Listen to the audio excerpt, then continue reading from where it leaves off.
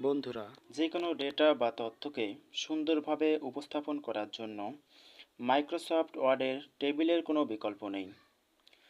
তাই টেবিল সম্পর্কে আমাদের সবার জেনে রাখা প্রয়োজন। আজকের ভিডিওতে আমরা টেবিল সম্পর্কে বিস্তারিত আলোচনা করব। অবশ্যই সম্পূর্ণ ভিডিওটি দেখবেন, কেননা আজকের এই ভিডিওটি দেখলে আপনাকে আর কখনো টেবিল নিয়ে কোনো সমস্যায় পড়তে হবে না ইনশাল্লাহ। তো চলুন শুরু করা যাক। তো আমরা প্রথমেই টেবিল নেওয়ার জন্য এখানে ইনসার্টে আসবো। ইনসার্টের আন্ডারে আমরা এখানে দেখতে পারবো নিচে টেবিল দেওয়া আছে। তো আমরা এই টেবিলে ক্লিক করব। তো ক্লিক করার পর আমরা এখানে অনেকগুলো রো এবং কলাম দেখতে পাচ্ছি। তো এখান থেকে আমরা আমাদের ইচ্ছা মতো রো এবং কলামগুলো নিতে পারি। আমি এখান থেকে 3টি কলাম এবং 4টি রো নিলাম। তো নেওয়ার পর আমাদের এখানে দেখতে পাচ্ছেন যে এখানে টেবিলটি চলে আসছে। তো আমি এটাকে ডিলিট করে দিচ্ছি। তো আমরা আবারও ইনসার্টে আসলাম, আসার পর এখানে টেবিলে আসলাম, আসার পর আমরা চাচ্ছি যে না আমাদের ইচ্ছা মতো আমরা অনেকগুলো রো এবং কলাম নিব। তো এই জন্য আমার এখান থেকে ইনসার্ট টেবিল, তো আমরা এখান থেকে ইনসার্ট টেবিলে আসবো।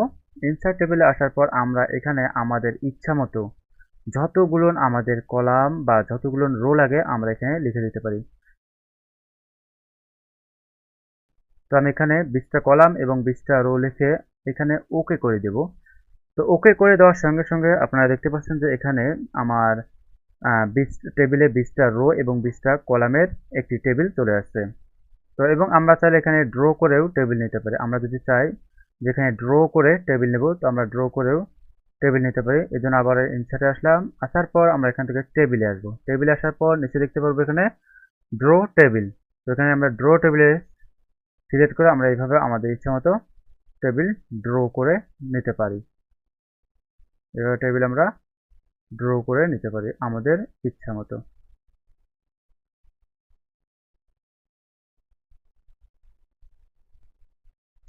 তো এটাকে আমি ডিলিট করে দিচ্ছি। আচ্ছা, তো আমরা অন্যান্য কাজগুলো দেখার জন্য আমি এখান থেকে কিছু রো এবং কলাম নিয়ে নিলাম। আচ্ছা, এখন আমরা জানবো এই রো এবং কলামের যে এক একটি ঘর আছে, এই যে একটা ঘর, এটা একটা ঘর, এই ঘরগুলোকে আসলে কি বলে? এই প্রত্যেকটি আলাদা আলাদা ঘরগুলো হচ্ছে এক একটি সেল। এগুলোকে এক একটি সেল বলা হয়। আচ্ছা, এখন আমাদের একটি টেবিল নেওয়ার পর প্রয়োজন হতে পারে যে আমাদের টেবিলটাকে আমরা একটু বড় করে নেব। তো টেবিলটাকে বড় করে নেওয়ার জন্য আমরা এখানে ক্লিক করে অল টেবিল সিলেক্ট করে নিতে পারি। তো অল টেবিল সিলেক্ট করে নেওয়ার পর আমরা এখানে হোমে আসব। হোমে আসার পর আমরা এখান থেকে আমাদের ইচ্ছা মতো টেবিলটাকে বড় ছোট করে নিতে পারি, অথবা আমরা চাইলে এখানে লিখেও বড় ছোট করে নিতে পারি। এখানে 25 দিয়ে, সরি, 25 দিয়ে ইন্টারে ক্লিক করলে আমাদের টেবিলটা 25 সাইজের হয়ে যাবে। তো এভাবে আমরা খুব সহজে আমাদের টেবিলটাকে বড় ছোট করে নিতে পারি। আচ্ছা, টেবিল নেওয়ার পর সর্বপ্রথম আমাদের যে কাজটি করতে হয় সেটা হচ্ছে আমরা যে বিষয়ে লেখার জন্য টেবিলটা নিয়েছি সেই বিষয়ের একটি টাইটেল নাম থাকে বা হেডলাইন থাকে।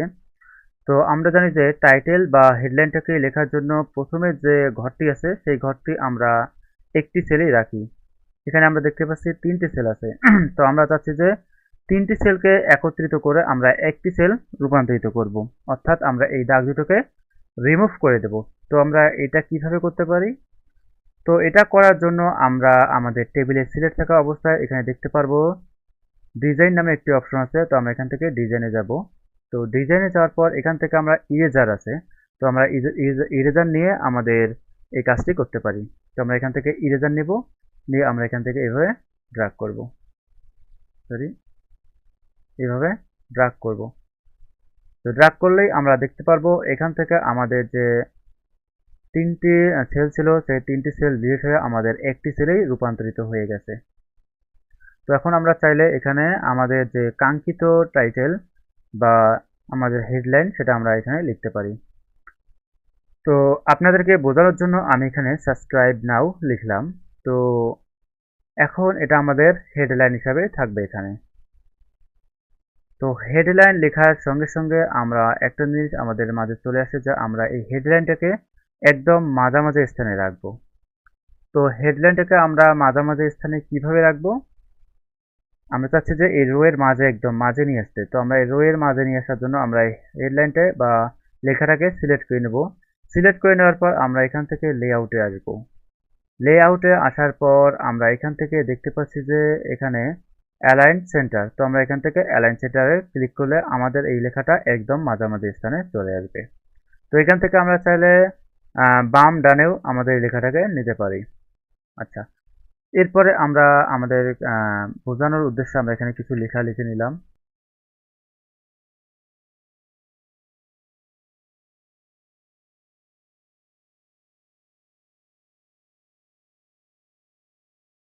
আচ্ছা, এখন আমরা যাচ্ছি এই লেখাগুলোকেও আমাদের এই সেলগুলোর একদম মাঝামাঝি স্থানে রাখবো। তো এটা রাখার জন্য আমরা সবগুলোকে সিলেক্ট করব। সিলেক্ট করলে আমরা এখানে লেআউটে এসে এখানে আমরা দেখতে পাচ্ছি অ্যালাইন সেন্টার। তো আমরা এখানে অ্যালাইন সেন্টারে ক্লিক করলে দেখতে পারবো যে আমাদের টেবিলে যে সেলগুলো আছে সবগুলো সেলের মাঝামাঝি স্থানে আমাদের এই লেখাগুলো চলে আসছে। তো এভাবে খুব সহজে আমরা এই লেখাগুলোকে একদম সেলের মাঝামাঝি স্থানে নিতে পারি। এরপর আমরা যেটা দেখব সেটা হচ্ছে আমাদের অনেক সময় নিচে আরো রো এর প্রয়োজন হতে পারে। এখানে আমাদের ১, ২, ৩, ৪ ৪টি রো আছে, কিন্তু আমাদের আরো একটি রো এর প্রয়োজন হতে পারে। তো নিচে আমরা রো নেওয়ার জন্য আমাদের এখানে টেবিলে সিলেক্ট থাকা অবস্থায় আমরা এখানে লেআউটে চলে আসব। তো লেআউটে চলে আসার পর আমরা এখান থেকে দেখতে পাচ্ছি ইনসার্ট অ্যাভব। তো ইনসার্ট অ্যাভবে ক্লিক করলে আমাদের উপরে একটা রো চলে আসবে, কিন্তু আমরা চাচ্ছি নিচে রো নেওয়ার জন্য, সেজন্য আমরা ইনসার্ট বিলোতে ক্লিক করব। তো আমরা যদি এখানে ক্লিক করি তাহলে ক্লিক করার সঙ্গে সঙ্গে দেখবো যে আমাদের যে টেবিলটা আছে টেবিলের নিচে একটি রো চলে আসবে। তো আমরা এখানে ক্লিক করলাম। তো আপনারা দেখতে পাচ্ছেন যে আমার টেবিলের নিচে একটি রো চলে আসছে। এরপর আমি যদি আবারও ক্লিক করি আবার একটি রো চলে আসবে। এভাবে আমরা আমাদের ইচ্ছা মতো যতগুলো রো প্রয়োজন আমরা এভাবে নিতে পারি। এছাড়াও আমরা আরেকটি উপায়ে নিচে রো নিতে পারি।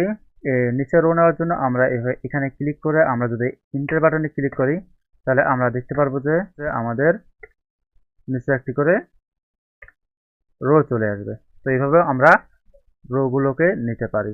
অনেক সময় বামে অনেক সময় ডানেও আমাদের কলামের প্রয়োজন হতে পারে। তো আমরা বাম ডানে কিভাবে কলামগুলো নেব, এর জন্য আমাদের এই টেবিলে ক্লিক থাকা অবস্থায় আমরা চলে যাব লেআউটে। লেআউটে আসার পর আমরা এখানে দেখতে পাচ্ছি insert insert column to the left. তো এই ইনসার্ট কলাম টু দ্য লেফটে ক্লিক করলে আমাদের এই এদিকে কলাম চলে আসবে। এবং আমরা যদি এখানে insert column to the right, তো আমরা যদি এখানে ক্লিক করি তাহলে আমাদের এই রাইট সাইডে কলাম চলে আসবে। তো আমরা চাচ্ছি রাইট সাইডে কলামগুলো নিতে। তো রাইট সাইডে কলাম নেওয়ার জন্য আমরা এখানে ক্লিক করলে আমরা দেখতে পারবো টেবিলের রাইট সাইডে আমাদের একটি নতুন করে কলাম অ্যাড হয়ে গেছে। তো আপনারা দেখতে পাচ্ছেন নতুন একটি কলাম অ্যাড হয়ে গেছে। আচ্ছা, এখন আমরা আরেকটি গুরুত্বপূর্ণ বিষয় দেখব। আমরা দেখব আমাদের যে অতিরিক্ত রো বা কলামগুলো আছে সেগুলো আমরা কিভাবে ডিলিট করতে পারি বা কাটতে পারি। তো এগুলোকে ডিলিট করার জন্য আমরা এইভাবে সম্পূর্ণ কলামটাকে সিলেক্ট করে আমরা যদি ব্যাক স্পেস চাপি তাহলে আমাদের এই ডান দিকের যে রাইট সাইডে যে কলামগুলো ছিল সেগুলো ডিলিট হয়ে যাবে বা অতিরিক্ত কলামগুলো ডিলিট হয়ে যাবে। তো আমি কন্ট্রোল জেড দিয়ে আবারও নিয়ে আসলাম। এরপর আমাদের নিচে যদি রো ডিলিট করতে হয়, অতিরিক্ত কোনো রো থাকলে সেই রোগুলোকে আমরা ডিলিট করব। তো অতিরিক্ত রোগুলো ডিলিট করার জন্য আমরা এইভাবে সিলেক্ট করে নেব। সিলেক্ট করে নেওয়ার পর আমরা কিবোর্ডের ব্যাক স্পেসে চাপলে আমাদের এখানে ওকে আসবে, আমরা ওকে করে দেব। তো ওকে করে দেওয়ার সঙ্গে সঙ্গে আমরা দেখতে পাচ্ছি যে আমাদের নিচে অতিরিক্ত যে দুটি রো ছিল সেই রো দুটি ডিলিট হয়ে গেল। তো এভাবে আমরা আমাদের কলাম এবং রোগুলোকে ডিলিট করে নিতে পারি। আচ্ছা, এরপর আমরা এখন দেখব কিভাবে আমরা আমাদের অপ্রয়োজনীয় সেলটাকে ডিলিট করতে পারি। তো আমি মনে করি যে আমাদের এই সেলটার কোনো প্রয়োজন নেই। তো এই সেলটাকে ডিলিট করার জন্য এই সেলে ক্লিক থাকা অবস্থায় আমরা লেআউটে আসব। লেআউটে আসার পর আমরা এখানে দেখতে পাচ্ছি ডিলিট নামে একটি অপশন আছে, এই ডিলিটে চাপ দেবো। ডিলিটে চাপ দেওয়ার সঙ্গে সঙ্গে আমাদের এখানে কিছু অপশন চলে আসবে। তো এখানে আসার পর আমরা উপরে যে অপশনটি আছে ডিলিট সেল, তো আমরা এই ডিলিট সেলে ক্লিক করব।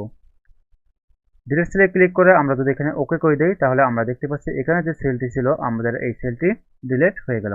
আচ্ছা, এরপর যাচ্ছি যে আমি এটাকেও এরপর আমরা চাচ্ছি যে এই সেলটাকেও আমরা ডিলিট করে দেব। তো তো এই সেলটাকেও ডিলিট করার জন্য আমরা আবারও এই সিলেক্ট থাকা অবস্থায় আমরা এখানে লেআউটে আসবো, লেআউটে আসার পর ডিলিটে আসার পর আমরা এখানে দেখতে পাচ্ছি ডিলিট সেল। তো আমরা এখান থেকে আবারও ডিলিট সেলে ক্লিক করে এখানে ওকে করে দেব। তাহলে আমরা দেখতে পাচ্ছি যে এখান থেকেও আমাদের সেলটা ডিলিট হয়ে গেছে। এখন আমরা আরেকটি বিষয় জানবো যে আমরা চাচ্ছি যে এই যে দুটি সেল আছে, এই দুটি সেলটাকে একটি সেলে রূপান্তরিত করব, বা এখানে দুটি সেল আছে, দুটি সেল না রেখে আমরা একটি সেল রাখবো। তো এর জন্য আমাদের কি করতে হবে, এই মাঝের যে লাইনটি আছে এটাকে আমাদের রিমুভ করে দিতে হবে। তো আমরা রিমুভ করার জন্য এর পূর্বেও দেখেছি, আমরা এখানে ডিজাইনে আসবো, আসার পর এখানে ইরেজার এসে আমরা যদি এখান থেকে এই লাইনটাকে সিলেক্ট করে দিই, তাহলে দেখতে পারবো যে আমাদের লাইনটি উঠে গেছে এবং দুটো সেল মিলে একটি সেলে রূপান্তরিত হয়ে গেছে। তো এভাবে আমরা আমাদের দুটি সেল বা তিনটি সেল বা এভাবে অধিক সেলকে একটি সেলে নিয়ে আসতে পারি। আচ্ছা, এরপর আমরা দেখব যে আমাদের এই একটি সেলের ভিতরে আমরা চাচ্ছি যে এখানে একটি সেল আছে, আমরা এই সেলটাকে তিনটি ভাগে ভাগ করব। তো তিনটি ভাগে ভাগ করার জন্য আমরা কি করব, আমরা এখানে ড্র টেবিল, তো আমরা এই ড্র টেবিলে আসার পর এখান থেকে আমরা চাইলে এখান থেকে আমরা এইভাবে ড্র করে এটাকে তিনটি ভাগে ভাগ করে নিতে পারি। তো দেখতে পাচ্ছেন আমরা ড্র করে এই একটি সেলকে আমরা তিনটি ভাগে ভাগ করে দিলাম। এবং এই কাজটি আমরা অন্যভাবেও করতে পারি। আমরা চাইলে এখানে তো আমরা এখানে সিলেক্ট থাকা অবস্থায় আমরা এখানে লেআউটে আসবো, আসার পর এখানে আমরা আসার পর আমরা এখানে স্পিল্ড সেলে ক্লিক করে এখানে যদি আমরা ওকে করে দেই, তাহলে দেখতে পাচ্ছি যে একটি সেল আমাদের দুটি ভাগে ভাগ হয়ে গেছে, অর্থাৎ দুটি কলাম হয়ে গেছে। আচ্ছা, এরপর এখন আমরা জেনে নেব আমাদের এই টেবিলটা, আমাদের এখানে একটি টেবিল আছে, আমরা এই টেবিলটাকে দুই ভাগে ভাগ করে দেব। অর্থাৎ আমি চাচ্ছি যে এই যে আমাদের লেখাটা আছে সেই লেখা পর্যন্ত এটা একটা টেবিলে থাকবে এবং নিচের যে ঘরগুলো আছে নিচের যে রোগুলো আছে বা সেলগুলো আছে সেগুলোকে আমি আলাদা একটা টেবিলে রূপান্তরিত করব। অর্থাৎ আমরা পুরো টেবিলটাকে দুই ভাগ করে দেব। এজন্য আমরা চাচ্ছি যেখান থেকে আমরা টেবিলটাকে ভাগ করে দেব সেখানে আমরা মাউসের কার্সারটি রাখবো। তো কার্সারটি ক্লিক করে রাখার পর আমরা চলে আসব লেআউটে চলে আসার পর আমরা এখানে দেখতে পাচ্ছি স্প্লিট টেবিল। তো আমরা স্প্লিট টেবিলে ক্লিক করলেই আমাদের টেবিলটা দুই ভাগে ভাগ হয়ে যাবে। তো আমরা এভাবে আমাদের একটি টেবিলকে দুইটি টেবিলে রূপান্তরিত করতে পারি। তো আমি কন্ট্রোল জেড দিয়ে আবারও একসঙ্গে করে নিলাম। এখন আমরা দেখব কিভাবে আমাদের এই টেবিলের স্টাইল করতে পারি। টেবিলে থাকা অবস্থায় আমরা ডিজাইনে চলে আসব। ডিজাইনে চলে আসার পর আমরা এখানে দেখতে পাচ্ছি অনেকগুলো ডিজাইন আছে, অনেকগুলো স্টাইল আছে। আপনি আপনার পছন্দ মতো এখান থেকে যে কোনো একটি ডিজাইন নিতে পারেন এবং এখানে ক্লিক করে আরও অনেকগুলো ডিজাইন দেখতে পারবেন।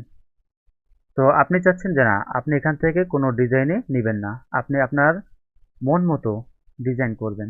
তো আপনি এর জন্য আপনি চাচ্ছেন যে উপরের যে সেলটা আছে এটাকে আপনি, অর্থাৎ টাইটেলের যে সেলটা আছে এটাকে আপনি একটি কালার দিতে চাচ্ছেন আপনার ইচ্ছা মতো। তো এর জন্য আপনি এই সেলে ক্লিক থাকা অবস্থায়, কার্সার থাকা অবস্থায় আপনি চলে যাবেন এখান থেকে ডিজাইন থেকে আপনি দেখতে পাবেন শেডিং। তো আপনি শেডিংয়ে ক্লিক করে এখান থেকে অনেকগুলো কালার দেখতে পারবেন। এখান থেকে আপনার পছন্দ মতো আপনি একটি কালার নিতে পারেন। তো আমি এই কালারটা নিয়ে নিলাম। আচ্ছা, এরপর চাচ্ছি যে আমাদের নিচে যে তিনটি ঘর আছে এই তিনটি ঘরকে আমি অন্য একটি কালার দেবো। এর জন্য আমরা কি করব, এইভাবে তিনটি ঘরকে সিলেক্ট করে নিয়ে আমরা আবারও চলে আসব। তিনটি ঘর সিলেক্ট করে নিয়ে আমরা চলে আসবো আমাদের ডিজাইনে আসার পর এখানে আমরা দেখতে পাচ্ছি শেডিং।